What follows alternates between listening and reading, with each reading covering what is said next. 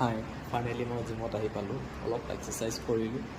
এতিয়া লাষ্ট 4 দিন মোৰ গেপ হৈ গৈছিলে বাহিৰত মন্দিৰবোৰ আৰু ৰতি যোৱাৰ কাৰণে। সেইকাৰণে অলপ খোৱা বোৱাবোৰ খেলি মই সেইকাৰণে আপোনাৰ ষ্ট্ৰেংথটো কম হৈ আছে। সেইকাৰণে অলপ কৰি লৈছোঁ। চেষ্টৰ কৰিলোঁ অলপ। এতিয়া চল্ডাৰ অলপ কৰি পিনি তাৰপিছত যাম ঘৰলৈ। আৰু এটা কথা, আজি মই এডিট নকৰাকৈ নিজে ভইচ দি পিনি ব্লগ দিবলৈ চেষ্টা কৰিম। দি চাম কেনেকুৱা লাগে। বলক তেনেহ'লে এক্সাৰচাইজ কৰোঁ চল্ডাৰ। 6, 7, 8, 9, 10, 11,